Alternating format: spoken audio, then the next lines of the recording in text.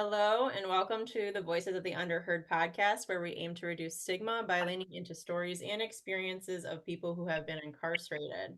I'm Ariana, and I will be co hosting today's episode. It is the third episode. I'll let my other co hosts introduce themselves. Hi, I'm Scott Tompkins, and I'm co-hosting with Ariana today. But before we get to our guest of honor, I'd like to take a moment for our other guests to introduce themselves real quick. Hi, I'm Elise. I'm the other occupational therapist at Life After Incarceration, Transition, and Reentry. My name is Emily Lupton, and I'm a third-year occupational therapy student at Eastern Michigan University, working under Ariana. Hi, my name is Shelby, and I'm also an OT student from Eastern Michigan University, and we have our level 2 fieldwork with Ariana for the next 12 weeks. Awesome. Thank you, guys. Thank you, ladies, and we'll give it back to Ariana. Yes, and now let's welcome our third podcast episode guest, Isreal Crane. I know Isreal as kind of a jack of all trades, a very talented artist, handyman, and businessman. Isreal, is there anything else you want to make sure everybody knows about your introduction that I missed? Other than being an entrepreneur, I'm just a kind-hearted person. I don't know.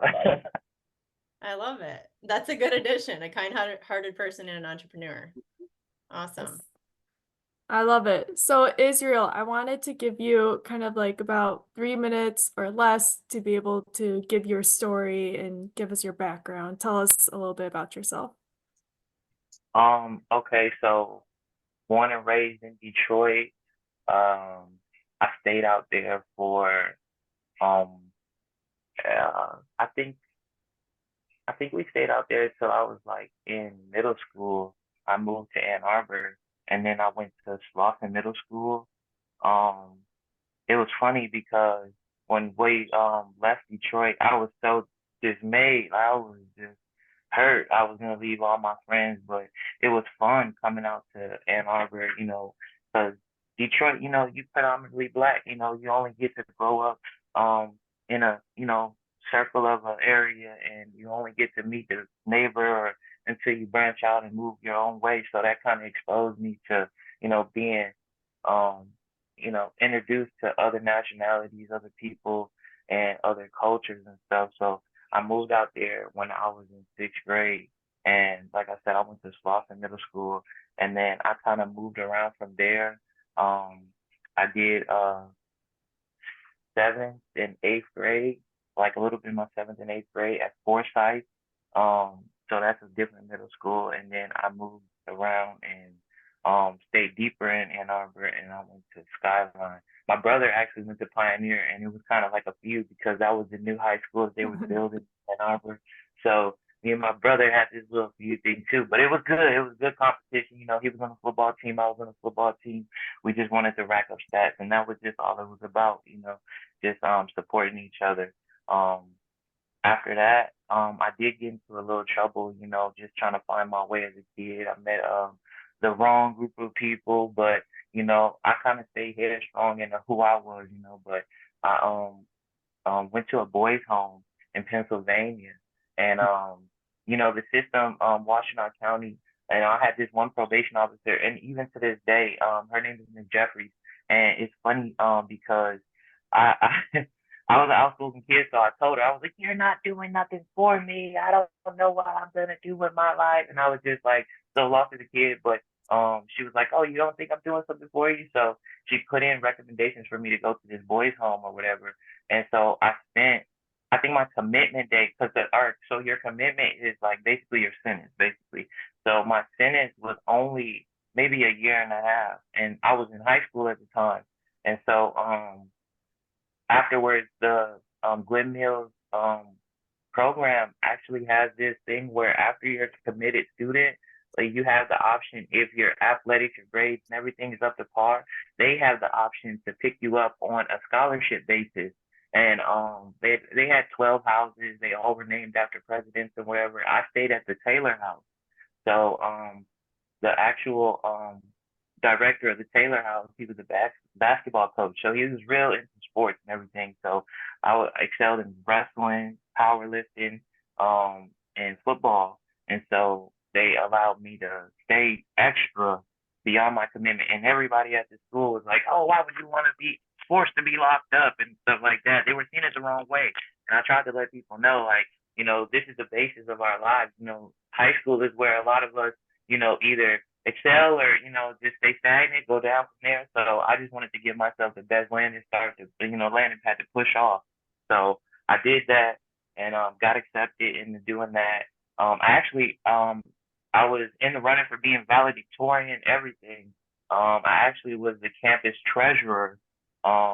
They appointed me. It was a campus full of maybe 1,200 boys. So that was awesome for everybody to lift me up. Everybody seen that I was kind of a big influence. Well, I had a lot of supporters on my team. So it was just cool. Like I did that, graduated. I actually graduated with both my GED and my high school diploma. And then it's funny because even the last day of school, I was still committed, but I was graduating. And so I kind of did some bonehead stuff.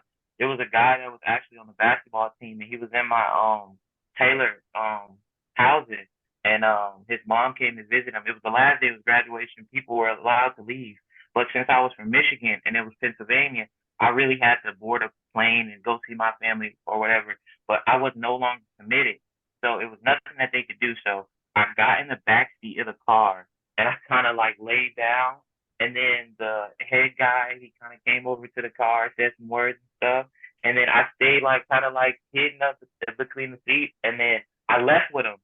I left when we went to Pennsylvania. And it was kind of like a bonehead decision. But like I said, every mistake, everything that I made in my life, it kind of branched me out to learn and, to be exposed to new things. So I stayed out there for a week or two, had my little fun time in Pennsylvania. It was actually closer to the Poconos area. He stayed in East Stroudsburg, so that was my homeboy, man. We got to chill, and but my mom was calling the school, and everybody was worried, and I had to get back, but it was all fun. Wow. Yeah, that sounds like you have quite a background. Like you were moving all over the place. You Yeah, yeah. sound like a very hardworking individual too.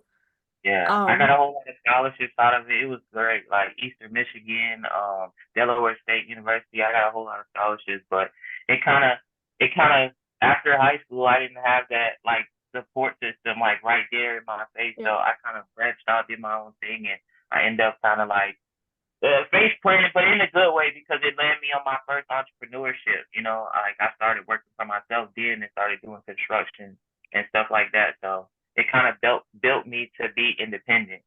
Yeah, that's good to know. And I know too, we definitely want to hear more about your supports and what you have, especially as we talk about your past history with incarceration and all that too. So Yeah. I want to ask Ariana if she wanted to ask one of her next questions in relation to what you said.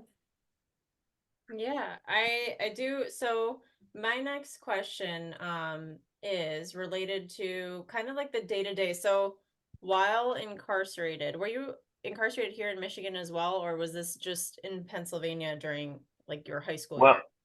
no, so I used to do a lot of juvenile stuff, school bonehead stuff, and then get in trouble. And then I would go to the Washington Juvenile Center.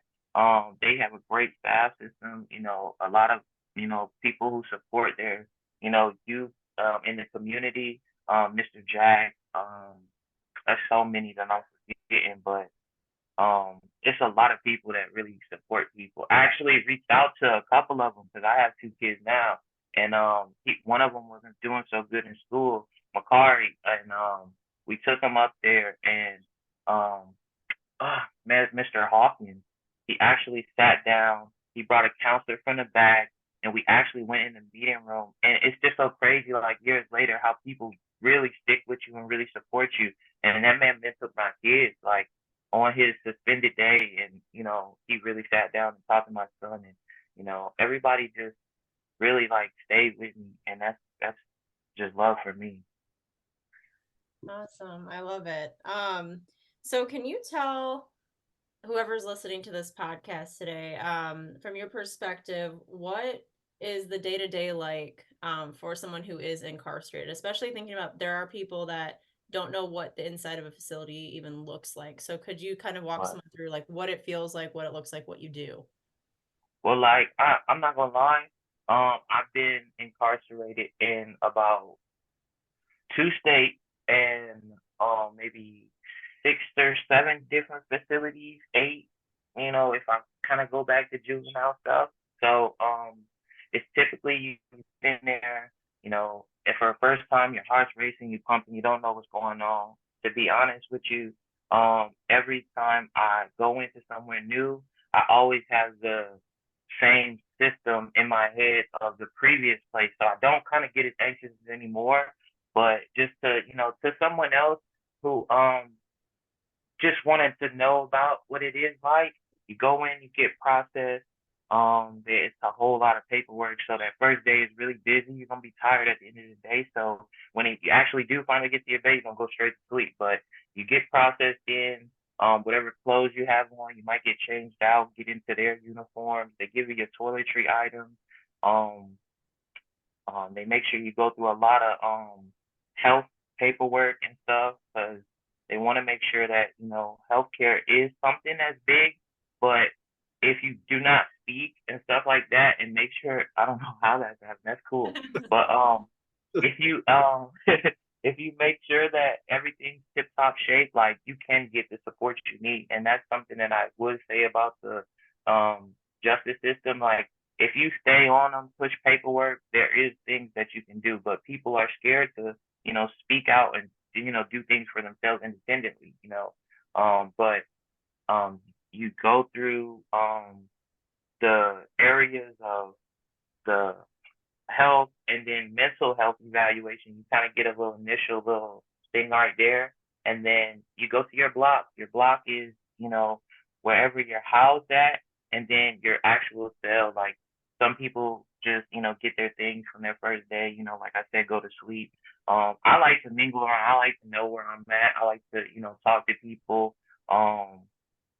I was actually incarcerated, and I fell into the members of Bloods, like gang members. Like those are always the people that kind of like I wouldn't want to glorify like the negative things that they do, but the positive aspect is I never had a father. I had a father. Obviously, everybody has a father, but at 4 years old, my father committed suicide. He hung himself.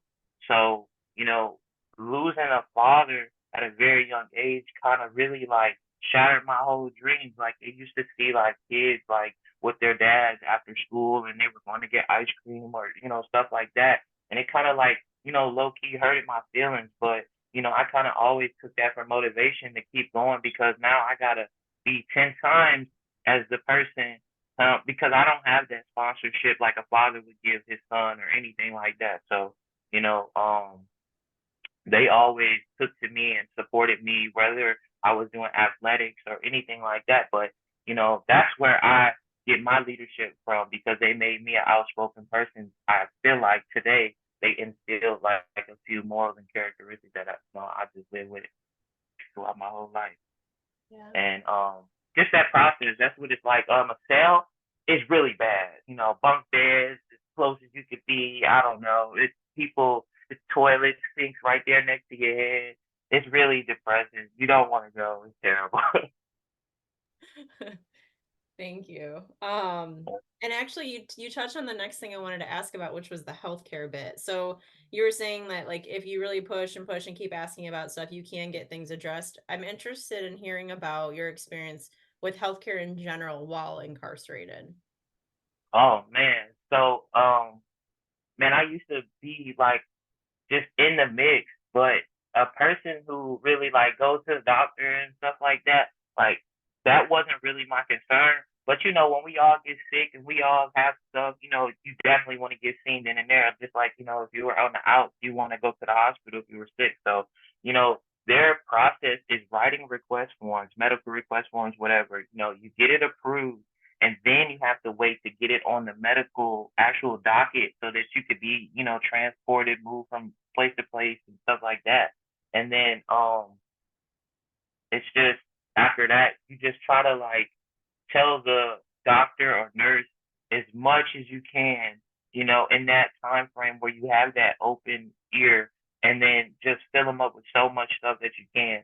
And then that's the way you like let the doctor knock off what is the, tip top priority on your list of things to be solved, because they'll do like extractions for your teeth if you have like bad teeth and stuff like that. They'll do that for free. Dental, all that stuff, like cleanings, they come by and do stuff like that for free. So, you want to really kind of take advantage of it. And a lot of people kind of like the older crowd kind of do take advantage of it because, they got stuff already. Some of the stuff that, underlying health issues, they already walked into the facility with.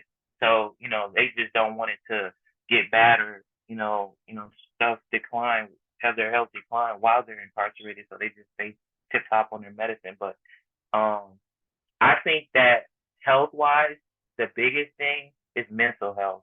Like as long as somebody is making sure that they're talking to somebody, I don't really care for psych medicine. Like they have like I don't really know a lot of them, but it's like I know that Wellbutrin is something that they take as far as mental medication, and they don't really do Seroquel anymore. Some places do, but just making sure that you're up on making sure you're rehabilitating yourself through that process, like, is a big thing, and they do offer that. People are scared because they don't want to open up, but I feel like once you do, you're gonna find a lot of people to back you and support you because I write music, and that was one of the things that helped me on my journey with rehabilitation. Is like my counselor would always give me notebooks, always tell me to write something down, like just processing things out in my head to give me a good format and a map of how to execute my plan of how I'm gonna work through my days or weeks or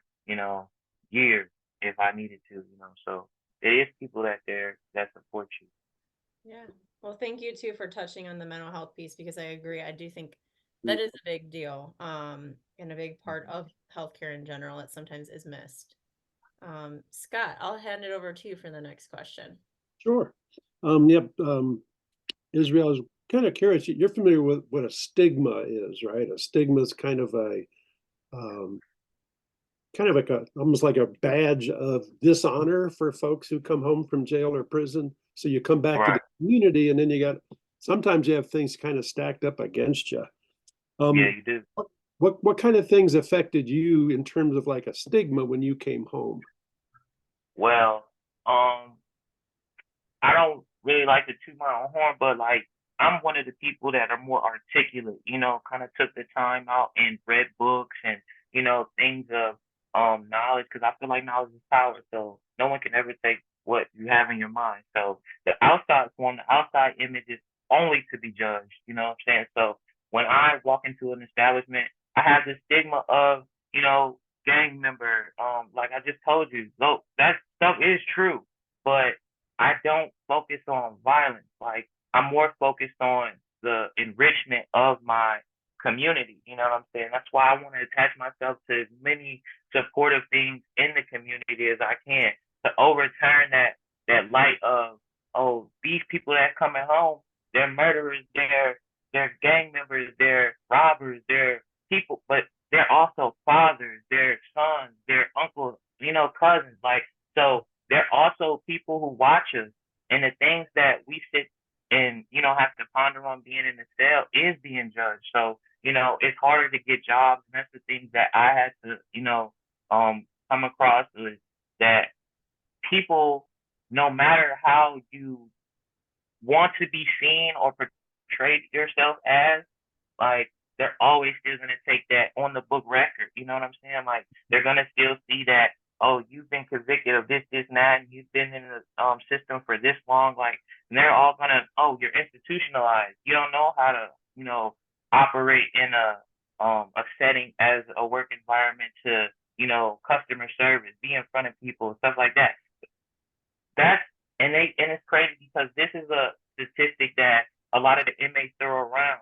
Like they say that inmates are 85 to 90% more psychological analyzers than the people that are on the street. That's because we have to watch body language. we have, if a fight goes down, you gotta, they're arguing over there. You know what I'm saying? You have to analyze like people's tones and their voices to see what type of situation you're in. So I feel like those communication skills really enhance and enrich my my verbal communication with people, because now how I interact with people isn't just, hey, how you doing? It's, hey, how you doing, with an extended hand and, broad shoulder. And, just how I want to be welcoming and warming. I don't want to in any way alarm nobody like, oh, whoa, what you doing? You're kind of bigger cat. Let me put my dukes up. Like, what I'm saying? Like, tattoos, I already labeled myself, but I feel like this is my work of art. This is my contribution to letting you know. I'm inked up like a wall in the 80s, I would say. Wiz Khalifa said it. Like, I just want to tell my story on my arm and not in my, in my actions. Sometimes you have to let people know before, because like, I used to walk up to people without a jacket, and they never said anything. Like, even with the tattoos on my face, they never said anything about, oh, have you been to prison? It's when I take my jacket off and I show, everything about what my struggles, what I've been through, like, and it's crazy. Like, it is a stigma, and now it's trying to be broken because the internet and stuff like that. I know I'm running on a tangent, and we have a time limit, but it's just crazy. But the biggest thing for me was just focusing on getting my income, my job, and that's the hardest. You did a really good job kind of describing your interaction and your affiliation with the gang inside. So that's obviously a support you had on the inside. When you came home, what kind of supports did you have, and how did that impact you? Well, my supports when I came home, it was more so like family, like immediate family, my mom, my child's mother, even down to being so involved with my parole, because I wanted to give myself, well, I've been had a second chance. And and it's like,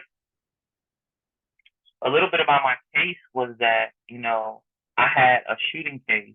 And so being in that situation, it kind of, had me overlook my life, and was like, it's a lot of people coming in and out of these doors in the jailhouse. Sometimes it seems like they're revolving. You might see kids that are 19, 18, just now coming in for the first time in their life, and they're super scared, like I've been through. And you just see the evolution of it. You see older gentlemen that are in their 40s, older gentlemen even older than that coming in at their 60s. And I just wanted to break that cycle. I definitely didn't want to be a part of that. I got 2 kids and they're boys, so I don't want them to think that it's cool, like daddy's in jail, stuff like that. So I definitely, my mom, my parole, and then just stemming off my parole, they hooked me up with amazing people like you guys, with the LAITR program. Like, I got to meet some amazing people. Ariana, you're so amazing. Elise, you're so amazing. Everybody, even down to the students, they're really involved. Kaylee, Cassie, and I love them with all my heart.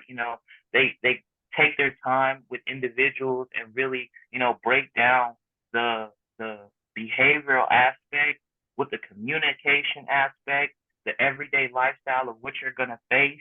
There are goals that I set in my life, and I work with Elise almost every week to, break down those, stigmas. And, I'm a guy who, come home. I've been away from life's, what do you call it when you, have like a habit, unhealthy habits and stuff, smoking and stuff like that. I've let all that go, stuff like that. I tried to let it go. I'm gonna be honest with you. I still vape a little bit, but it's nicotine. I don't touch the tobacco. I don't touch the tobacco. But it's stuff that the people that I've really poured my heart into, they've really poured theirs back into me. And that's the biggest thing. Like, I want to be around good, genuine people that, want to see me succeed. And I think that's the biggest thing for somebody coming home, needs to, don't be reaching out to the people who didn't answer that phone call when you were locked up or didn't send you no piece of mail, but pour yourself into those people who actually did, actually spent that time and cried on the phone with you because you were going to trials and stuff like that. Like that really makes a difference. Mhm. Thank you. Yeah, that's all really good, powerful stuff. Was there, when you did come home, were there some things not in place or not there for you that you wish had been there? Well, I can understand when I came home one of the previous times, I didn't have housing and it was challenging for me. And it's crazy because I've been home a few times and I kind of know like what you need to set yourself up for success. And if you're getting into your, upper 20s and, you're kind of being independent, you want to kind of sever that tie from mom. But if you don't have your stuff in a row, you should probably try to go to mom's house at first. But then just building it off, like, yeah, I had to have my housing situated because those were the things in the past that hindered me from, because I'm on my every day to day and I'm worrying about how to, that's cool too, how to come back and get myself together because I have kids, like I said, so I had to focus on shelter and work and, rehabilitating myself, making sure that, because like when I went in with an iPhone 5 and then I came out with an iPhone 10X R or something and I was like, oh, how do you use it? So I'm learning things just as much as the next person is learning things and it's just too much baggage. So when you can, work with this support team that you do have before you come home, and even if you need to be in a halfway house and work with your parole officer, just make sure that you set yourself up with those specific things, housing, and how you're gonna get your food. Make sure you get an EBT card. You know what I'm saying? Sign yourself up for the Medicaid. Work with as much programs as you can, so that way it's easier for you when you come home because those roadblocks do carry a hefty toll when you get stuck at them, and that might be the thing that shake or break you when looking at seeing that parole officer that next month and they're talking about, oh, well, you need to go back for a couple days. So. Absolutely. Well, thank you, sir. I'm going to turn it back to Ariana. I think she's got another couple questions for you. Thanks. No problem. Yeah, thank you. So for this next question, we like to ask, so thinking about the last facility that you were in, if you were appointed warden of that facility, what would you do differently? Ah, man, the last facility I was in, it's gonna hurt their heart for me to say this. That last facility I was in was really bad, and man, it was in the mountains down South Virginia. It is really bad. Like racism in the incarceration system is really a real thing. And they are guards that's getting hired that really have like a side of them where they really take their anger out on some people. And I've seen it firsthand. Like, and so I would just make sure we implement more training on and screening on the people that get hired. And you know, being that real ear for, because the warden sometimes they walk the boardwalk, but they don't walk the blocks and they don't talk to the people that are, that isolated person might be that person with the truth. You know what I'm saying? Like he just might be scared to speak. So I would just try to find a better solution with trying to get people's opinions and, get people heard because it's a lot of things that are being left unsaid. And, I don't want to speak too much about that facility, but like I was an incident where we were all getting checked, and they do the cell check door to door or whatever just to make sure nobody's holding contraband or whatever. But I actually seen a guy beat up a guy to the point where he busted his teeth out, and it was all because he didn't get down fast enough from the top bunk. And they went in there, yoked him up. They kind of like, and it's so funny because to me, it's like, you're a man, I'm a man. I'm not gonna grab a man just in a hostile situation. Like, I'll talk to you, and then if I see that you're getting physical with me, then we'll go into an altercation. But it's they're looking for the action. They're hyped up. They're young kids. Some of these guys are 21, 25, trying to get a job and get good benefits, and that's cool. That's nothing wrong with that. But when you telling another 30-year-old man who has 15 years won't be there for his kids and stuff like that, hey, mother, get down from there. That's not how you go about handling stuff. And so, I seen an unfortunate guy, lose his whole front row of his teeth, just because he was just trying to, kind of just get down on his own time, just wasn't really into being bossed around at that time, and they jacked him up, and it was terrible. So just the safety for, the the guys that are there, and then the food, change the food up a little bit. Yeah.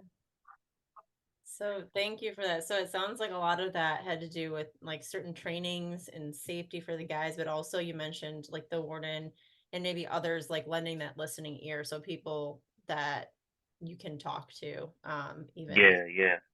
and the food, of course. Yeah. So my other question before I pop it back over to Elise, is if you had any advice maybe for thinking about getting through, if even especially if facilities like that are that you said like are quote unquote really bad or worse than others, what advice would you give to others, especially if they are currently incarcerated in a system and they're able to hear this? What advice for getting through would you give? Just focus on the rebuild. You know what I'm saying? You go in there one way, just focus on getting your mental right, getting your physical right, because every day is an opportunity to grow. You don't want to stay stagnant, and you don't want to decline. And in there, that can happen fast, especially with your mental being so enclosed. They could have your body, you know what I'm saying, but you don't want them to have your mind. And that's something that, just the support team that I had was instilling in me, come out better than you came in. Every day, try to read a book, or, even if it's not trying to sharpen a skill that you already have, try to find a new skill. They got vocational training, stuff like that, stuff that you can really dive in and get lost, get distracted in. And then by the time you look up, you a mason somewhere. Look at me, or you could be, head of a game when you come out, so that you have credentials. Like I said, knowledge is power, and it's something that nobody can take away. So if you had the credentials to back up anything, you could just apply for any job. Like people coming home doing CDL training, that's something that's good for people. Just the HVAC, electrician, nobody can tell you what you know in your brain and what you can do with your hands. So that's just what I would tell the next man, and just try to dive into something and focus on building itself instead of like your current situation, because it's inevitable. It happened, and you're gonna have this time. So just try to make the best out of it and reconnect with your loved ones. You know what I'm saying? If you have some words that has been left unsaid, don't harbor those that hate or anything like that. Try to get on the phone, get some letters out, and just let that person know that you care and you love them, because you don't know how much time they have, and you don't know how much time you have. Yeah. Thank you. I think that's amazing advice. Yeah, Israel, I only have a couple more questions for you, then we're going to be wrapping up the podcast. But I wanted to make sure, is there a question that you wish we had asked during this interview, or anything else that you want to say? I just wish that y'all put more light on you guys. You guys are like the real blessing. Like, I swear, like y'all guys been like angels for real, because not only have you picked me up, we're in the worst of trying to pick up my brother with employment and stuff like that. And, he recently fell into a situation where, he needed a support system. And, every day I was about to grab my phone, and I'm on my phone. But no, like he even reached out to me and was like, yo, the opportunities that you give me on a day, because everything that goes through me is a vessel to go through somebody else, you know. So like I've been reaching out to him and he's just been pouring me with, you know, gratitude, and I've been trying to pour it out to you guys as much as I can. Like I really love you guys. Like even past like employment and helping me, you know, get on my feet with my jobs and stuff. You guys are really doing good work for the community. Like it all kind of turns back around to being poured into the community. And, you know, people don't do that. And then people don't be genuine enough to just stand on the background. Like they put so many, you know, emphasis on them, like, oh, we're doing this, we're doing this, we're doing this, but that's not you guys. You guys don't even want the recognition, but it's there, like, and it's so much that I know you guys don't even know, but our hearts is so open to you guys because you guys are the beat for it. I'm Well, telling you. thank you. That is very kind of you to say, and I think at the end of the day, everyone, we are each other's neighbors. We shop at the same places. We go grocery shopping in the same places. We go to the parks. We do everything. And at the end of the day, even with what you're saying, is just solidarity in the community. So I'm glad that this is like one of the messages that you want, and it's something that we want to put out there too. So with that being said, what do you hope, and this is the last question too, what do you hope the main takeaway from this interview is? I hope that people got to see a little bit more of LAITR and the clients that they serve, and to let everybody know that it's not where you start or how you go through your journey, it's how you finish it.